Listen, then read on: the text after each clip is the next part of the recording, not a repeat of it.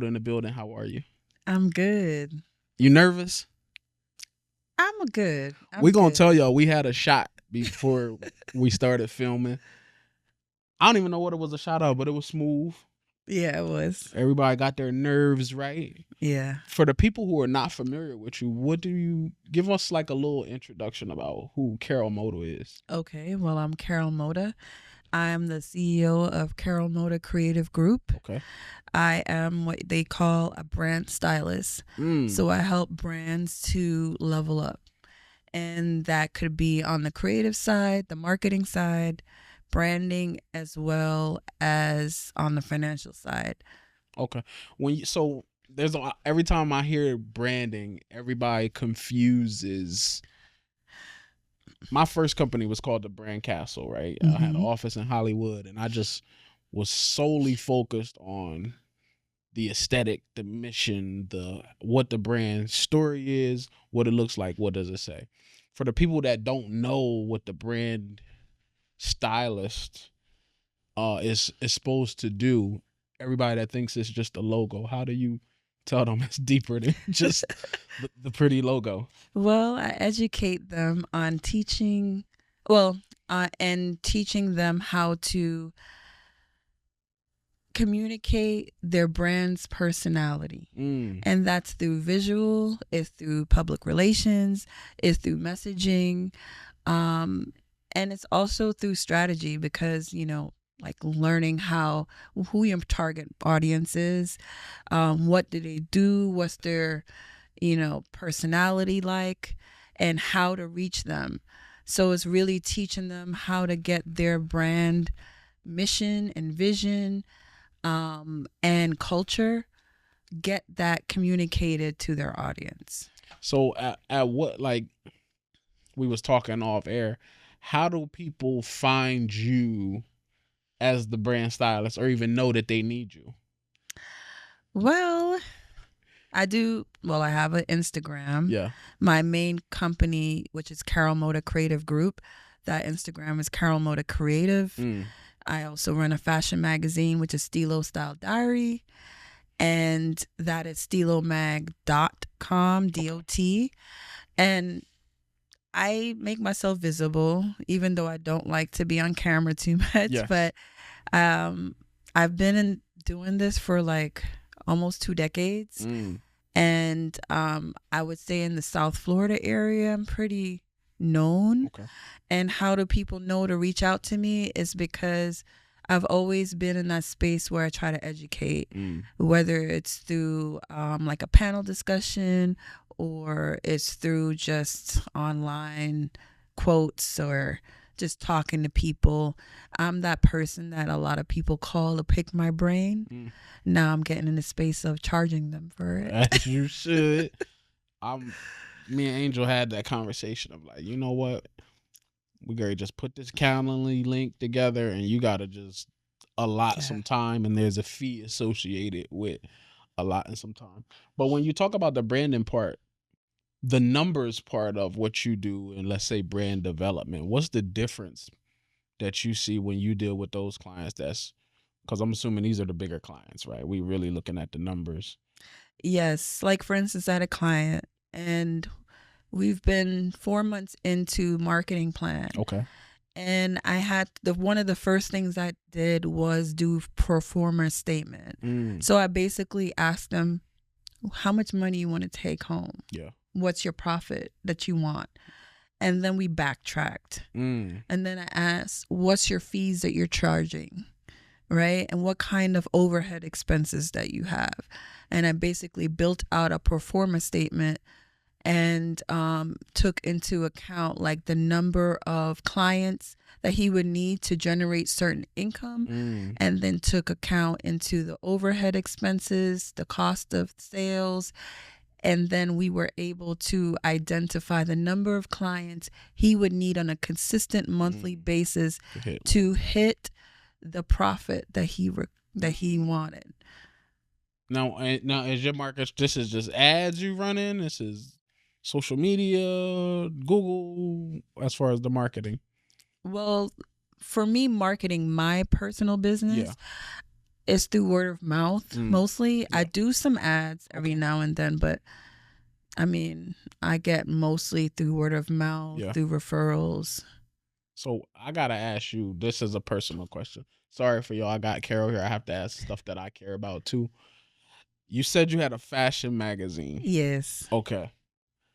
Me personally got into this fashion magazine space of being somebody that was a published photographer, and I hated that my credit was like this big inside of these large publications. So I was like, you know what? I'm going to make my own publication.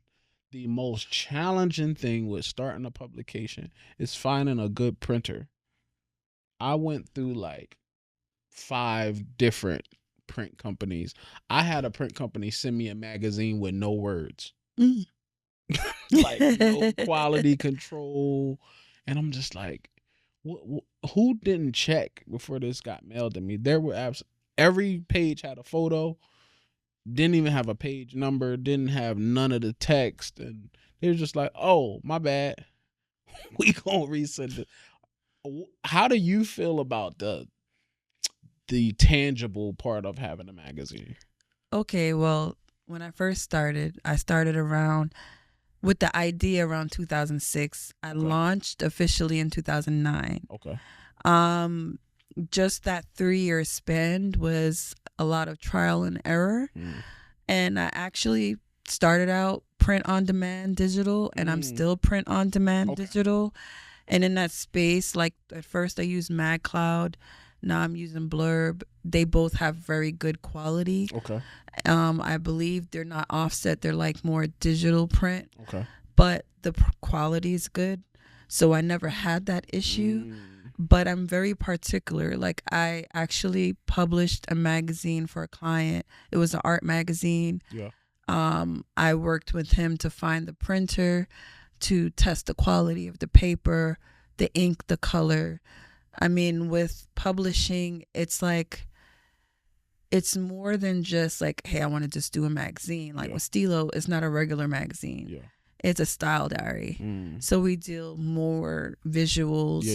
More blurbs. We do have some articles, but the whole experience of the magazine is top. So yes, paper matters, weight, knowing, like for instance, with a fashion magazine, you probably want like an 80-pound or higher paper. You want an 80-pound or higher on a cover. Yeah. I do mostly matte because I like how that feels. It's quality with the matte, right? Versus the glossy looking. Right. That's how our magazine was, matte. I seen them both next to each other, and I'm like, never glossy. And then the again. fonts, I'm very picky on fonts, so I use the same fonts. I have probably like 3 different fonts that I use in the magazine. Your go-tos. Very consistent. Very consistent. Making sure I have a table of contents. This stuff you gotta know to do a magazine. I learned all of this stuff. I have stable pages or parent pages with the footer with the page number and the footer text. I learned all of this stuff through like screwing up. Like, a lot of people still don't know. Do you going? This guy's talking about bleed lines. I'm going to talk about aspect ratio. All of that because I saw a couple magazines where they stretched out the. They just look like aliens. Yeah, everybody's face is stretched out.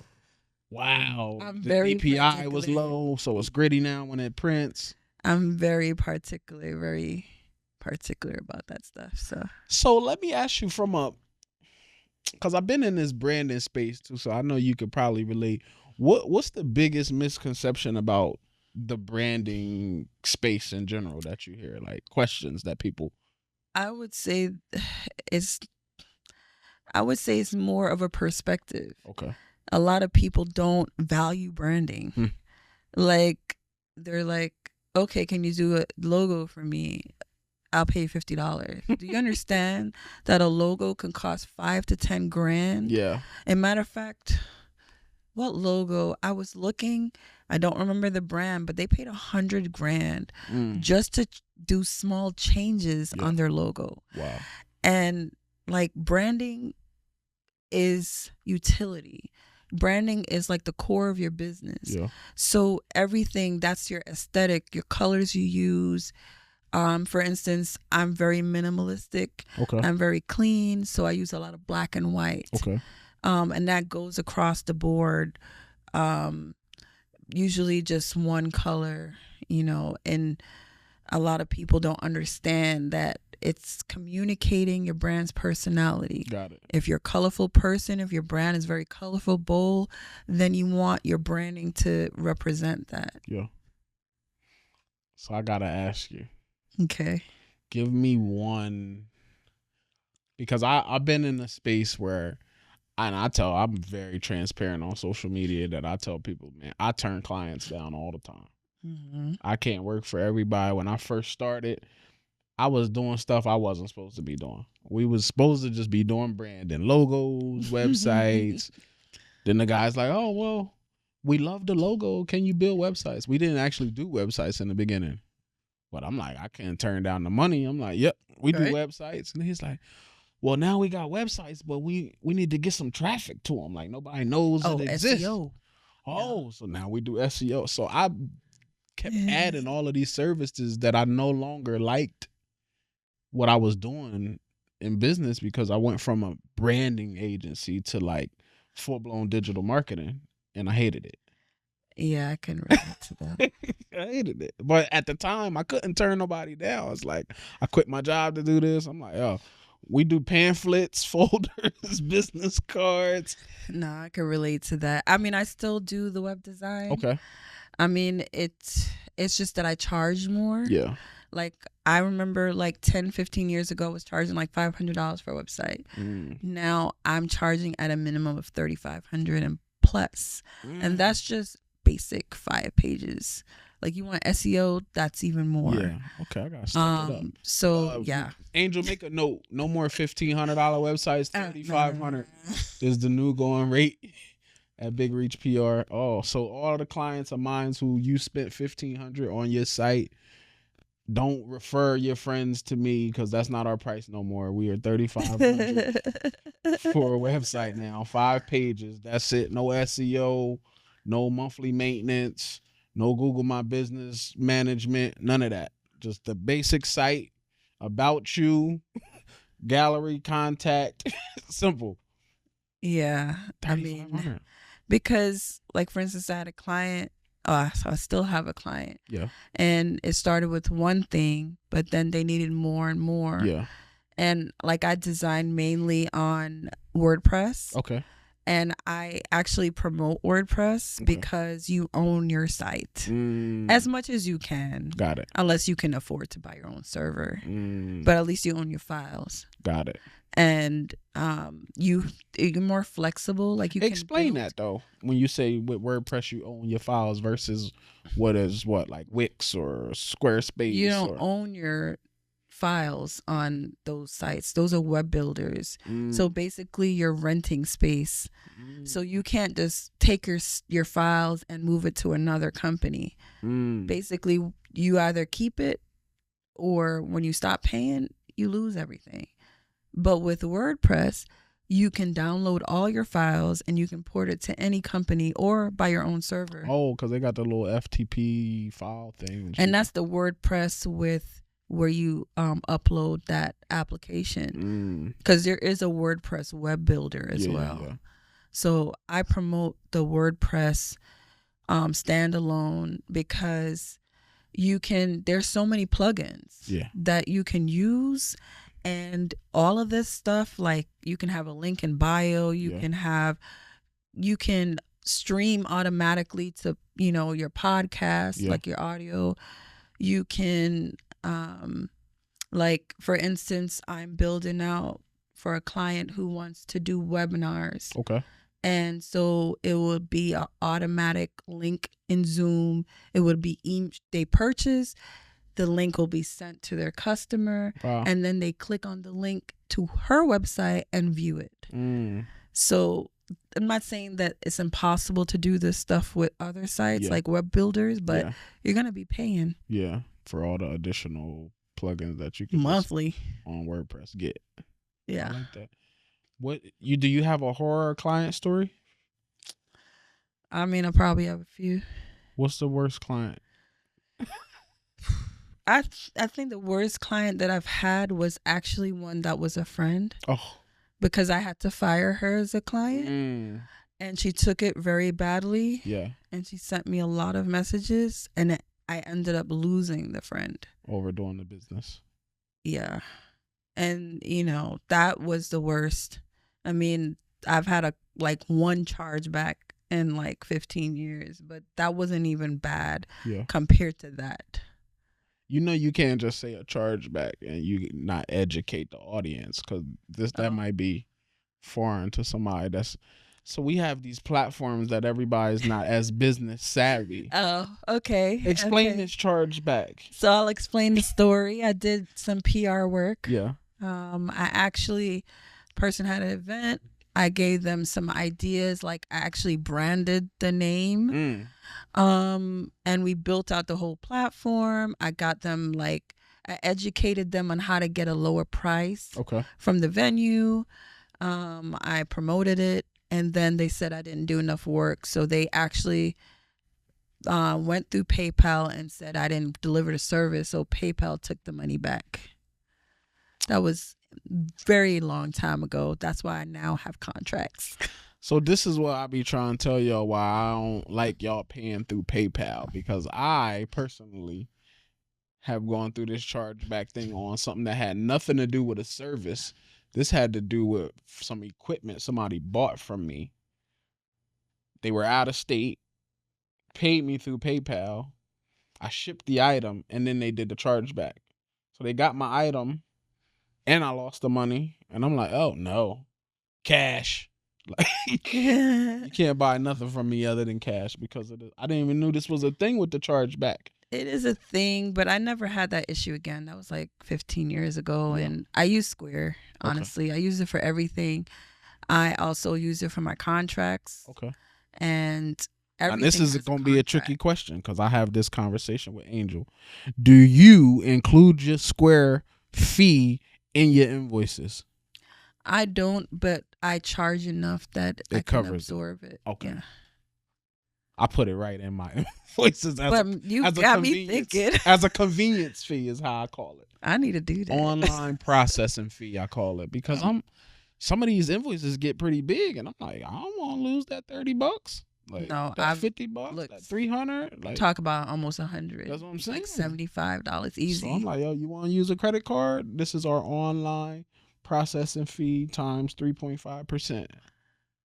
Yeah, I probably need to do that.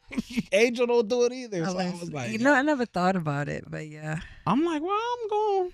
It's like, are they going, or they going to give me a check or wire the money to save on the fee? So no, I agree. So I'm like, ugh. Time's getting hard. Got to charge the. You hear this, Angel, right? Convenience fee. That's it. Or if you go to any convenience store right now, they have a minimum.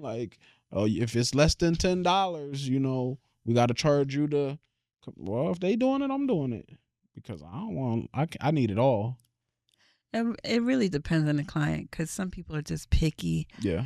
And it's I used to work and do my business. Now it's just 100% business. So, and that really just started in February. Okay. So with that, I'm probably more motivated to waive stuff like that at the moment. Okay. But I think it won't take me long to really start implementing late fees and admin fees and, I like it. Admin. That's a new fee. I need to add admin. So every time y'all call me outside of business hours and you see that admin fee, that I like it. She got me thinking here. How was it? So how many, you have a whole staff, or is it just a couple people working, or how did? It's me and Bianca. Okay. How did you find a Bianca? I actually met her at a networking event. The power of the networking event. Okay, you got to tell me this story, because the networking events have now had a bad, people yeah, we go there and no business comes from a networking event. Well, look, I'm a loner. I don't like to talk to people a lot. I will admit that. But I'm very comfortable with what I do. Okay. I know my skills, Okay. and I mean, I have an elevator pitch depending on the situation. Like, I'm not afraid to do that. Got it. The thing is, you have to be hungry for your business. Like, I see, like, for instance, clients would want certain things. As a matter of fact, let's say friends. Hey, can you build this website for me? Yeah. I'm like, I'll do it for you out of love. Yeah. Send me this content. Oh, no, I'm going to have my assistant do it. Oh. Yeah, I give you the side eye on that one because, like, okay, you're not paying me, but you got an assistant. Yeah. And then I never get it. And I'm like, I'm giving you a site for free, but you're not. Like, you have to do it yourself. The reason why I have so many services is because I used to pay for somebody to do my website, and it was taking too long. I learned how to do it. Yeah. I was always a techie. Got it. And I mean, honestly, when I first went to college, I learned graphic design and PR and marketing. So I always had those skills. And it's not like 15, 20 years ago, I was like good at it. Yeah. But I just kept doing it. And the more I did it, the better I got. Are you implementing any AI in anything you're doing right now? I do. I use ChatGPT to a limit. Okay. For my photography, sometimes I do AI if I really want it to be really artistic. Okay. But it's really minimal. Okay. Because you can't just let it take over. You got to know what you're doing and use it as a tool rather than use it as, okay, it's going to make me look like a marketing expert. So I'm going to put in ChatGPT, give me a marketing plan. You just present that whole thing as your... Shout out ChatGPT, man. I've done some amazing work. I've been using ChatGPT lately to fine-tune my LinkedIn posts. Yes, I've done that too. Some people that know me, I'm from the hood, so I'm able to navigate rooms really well in business, but people gravitate to me because I ain't always grammatically correct, and this is just me. So that's how I type when I'm on these platforms. So I use it to fine tune, and there's nothing wrong with that. Take a little of the ghetto out of my vernacular and my writing, and then. It's good for that. It's good to fine tune, or sometimes it's good for inspiration. Like sometimes you get stuck or you have, a creative block. Like it's good for that. But it's not good to just take the whole thing and run with it. Like you have to check it. Yeah. Like I have a friend that he just like, yeah, man, I let ChatGPT do. I'm like, yo, did you realize like ChatGPT did like a couple run-on sentences and like, did you not add Grammarly to this too? So you can like, it's not perfect. Yeah, you start seeing words like robust and vibrant. That's the go-tos for ChatGPT? Yes, I always notice with certain buzzwords. Yeah. So yeah. I wanna think about what's either a platform or something that you use every day in your business that you could share. I use Adobe Creative Cloud. Okay. I do not use Canva. Okay. No offense or nothing against that. What's your beef with Canva? I ain't got no beef with that. Okay. It's just that I like Creative Cloud. Like for what I want to do and for how meticulous I am, it works. Canva don't cut it. No. It's like going a mile when I could have just went the block. And a lot of people don't use it, just like they don't use WordPress because they feel intimidated. They might not know, but it's like whatever I don't know, I just go on YouTube and figure it out. Yeah. But honestly, the quality that it delivers is way above Canva. Got it. In my opinion. Okay. So if you see some Canva stuff versus some InDesign stuff, you can tell. I can always tell, yes. Okay. I can tell the logos. And many people, I'm like, okay, I need your vector logo. Oh, they're like, first of all, they're like, what's that? They barely got the PNG. They have a JPEG. Yeah. I've had to recreate logos in vector because it's like you trying to put a step and repeat together, and it's like low res, and they don't have it. The big companies don't have it. That's the crazy part. Yeah. You'd be surprised. I believe it. Your photography, what's your photography experience? Like, how do you, because you have that, right? How do you get into that space? I got into that over the pandemic. Really? Yes. So I had an opportunity where I had some extra funds, and I bought a camera from a friend of mine. Okay. And I've always been... It was Canon, right? Yes, Canon. I have a Canon 70D. Team Canon. And I have like 4 lenses, but one is standard, one is 50 millimeter. Okay. One is 24 to 70, and the other one is 70 to 200. Got the bread and butters lenses. Yeah, and all I bought used. Okay. So, and I just got into it, and I picked up the camera, and I did my first shoot in a studio with an amazing model. Her name is Anastasia, and that went well. Of course, I knew some stuff, but there's a lot of technical stuff I didn't know. Okay. And at first I was just afraid. Now I'm like, I think 3 years later, I know a lot more. I still have a lot more to learn, but I mean, I love photography. I wish I found out that fact a lot earlier. Never too late though, right? No, never too late. All right, I'm gonna ask this question. What's one thing nobody knows about Carol Moda that you could share? It's a hobby, something you do at home. You got a stamp collection. Like, what's one thing somebody probably would not know that you could share? I mean, I'm pretty open. Let me see. I have a bad temper. Really? I do. I will curse you out in a split second. It's just that I found Jesus a long time ago.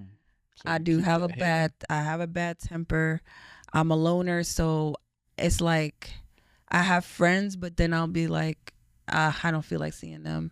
I'm that person, and it's really, I've tried to get past that because I don't think it's like a cool trait. Yeah, it's just that, I mean, like anybody, I have my flaws. So, you know, I'm just very particular. I am very focused on self-love and also managing my energy, because some people are draining, even close friends, you know, family. Like, I am not afraid to say, no, I don't want to see you. I don't want to talk to you. I don't want to talk about it, because you have to learn to put yourself first. Because if you're not mentally right, then you can't be anything to anybody. So I like that. I gotta be a little bit more meaner. I've launched a nonprofit, and this nonprofit made me so soft, caring about everybody's feelings, and I was never this soft. I care about people's feelings. I was never this soft, and then ever since, I'm like over helping. I think being a parent taught me to be a little bit more harder. I mean, I have 4 kids. Well, they're not kids anymore. The youngest is 18. The oldest is like 27. You have a 27-year-old? I do. Really? I'm also about to be a grandma, but that's probably something that a lot of people don't know. Now you know. Wow. Yeah. So being a mother, especially being a single mom for a long time, I learned to be assertive and to put myself first. Because if I didn't do that, I couldn't have launched my business and still be standing with my business. Because having to, like, I got my master's while I was going through a very hard time in my life and having small kids. Like, the things that I had to sacrifice over the years and the amount of diligence I've had to have over the years is the reason why I have been successful at what I do.